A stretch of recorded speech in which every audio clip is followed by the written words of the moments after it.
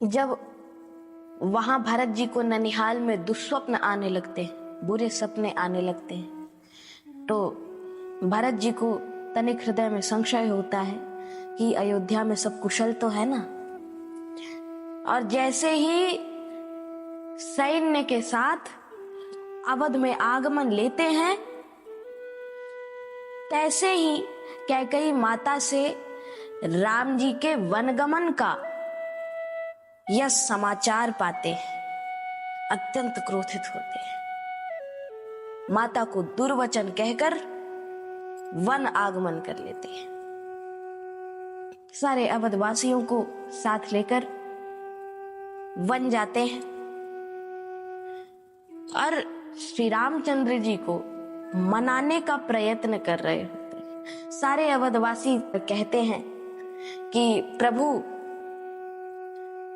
अवध आपके ना रहने से सुनी सुनी लगती है। ऐसा लगता है कि अब अयोध्या का सूर्य, उस सूर्य कुल का सूर्य अस्त हो गया है। मनाते हैं कि हर जन्म में मिले वास सरजू तीर का, और हम हो अवध की प्रजा, राज्य हो रघुवीर का।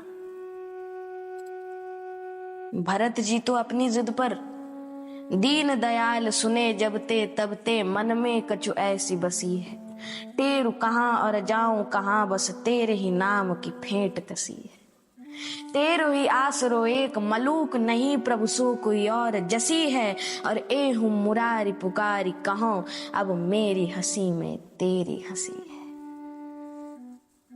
भरत जी कहते हैं कि अवध में करूं प्रभु को सिंहासनासीन, क्योंकि इस घनेरे वन में मेरे राम ना रहेंगे। इस घनेरे वन में मेरे राम ना रहेंगे, और नाथ अवध लौट के आए ना अगर, तो इस भरत लाल के ये प्राण ना रहेंगे। आप हो वे नृप अवध के बन के दास मैं रहूं, और ये कोमल कर कमल अपने सिर पे मैं चहूं, और सदैव यही प्रार्थना सदैव मैं यही कहूं, कि प्रेम की इस धार में कभी नीर बन के मैं बहूं। लेकिन श्री रामचंद्र जी महाराज पिता के वचनों के प्रति दृढ़, जब तक संकल्प पूरा नहीं होगा तब तक अयोध्या आगमन नहीं लूंगा। रात्रि वहीं विश्राम करते हैं। लक्ष्मण जी को तो सुमित्रा माता ने कह दिया था कि सीता राम के चरण कमल में तेरा सदा अनुराग रहे, भूल के बिना कपट आए, ना द्वेष रहे ना राग रहे। हे लखन याद रखना, जीवन में सब कुछ झूठा नाता है, पिता तुम्हारे रामचंद्र हैं, वे ही तुम्हारे दाता हैं, और आज से यह देह नहीं वैते ही तुम्हारी माता है। उनको खिलाए बिना एक तिनका भी खाना मत, और मात पिता जानना सदैव सिया राघव को, भूल के भी पुत्र पुत्र मेरे कहलाना मत, और दे देना भले ही प्राण लेकिन लखन पीठ, राम को दिखा के मुख मुझको दिखाना मत। इसीलिए सुमित्रा माता के वचनों को हृदय में पत्थर की लकीर के समान समझकर लक्ष्मण जी भाई का धर्म निभाते हैं, रखवाली करते हैं जब श्री रामचंद्र जी निद्रा में होते हैं। और भरत जी रात भर नहीं सोते। लक्ष्मण जी और भरत जी यही दो थे जो रात भर नहीं सोए। बस फर्क इतना है कि लक्ष्मण जी जाग रहे थे नेम के कारण, और भरत जी जाग रहे थे प्रेम के कारण।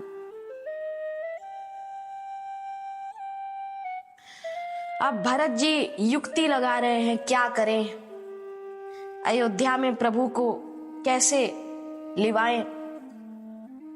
एक काम करते हैं, गुरु जी से कहते हैं, गुरु जी की बात तो अवश्य ही मान लेंगे।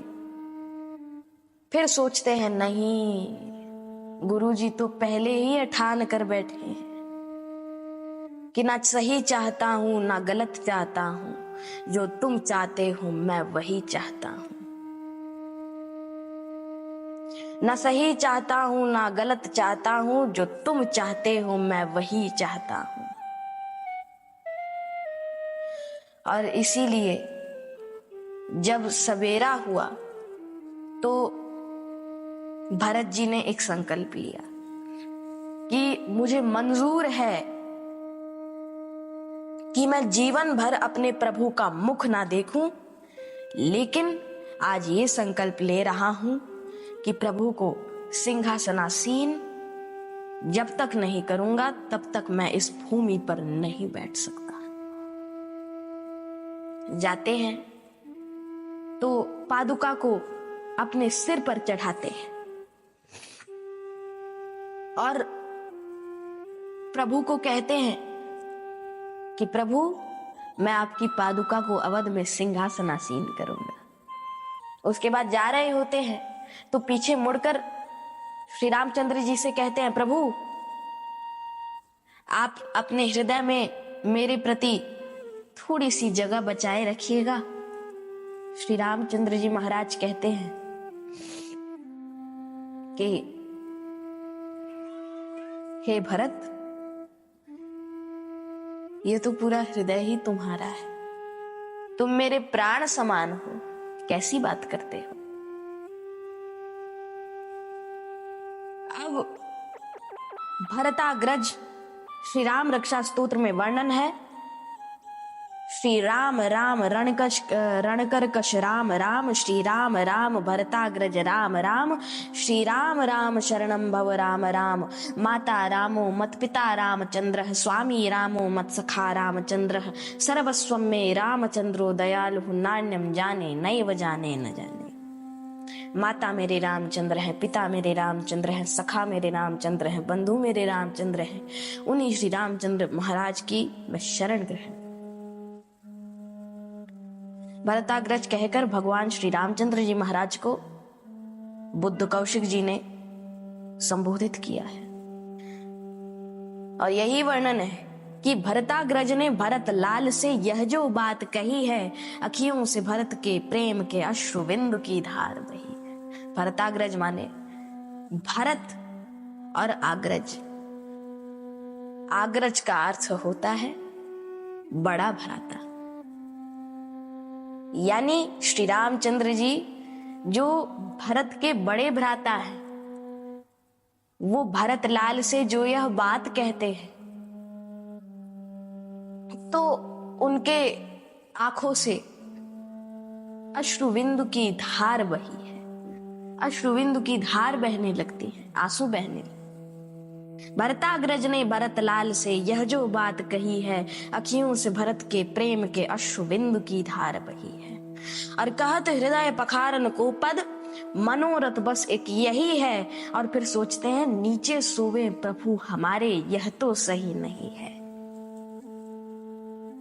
और फिर अब कहां जाऊंगा, तो नंदीग्राम में जाऊंगा।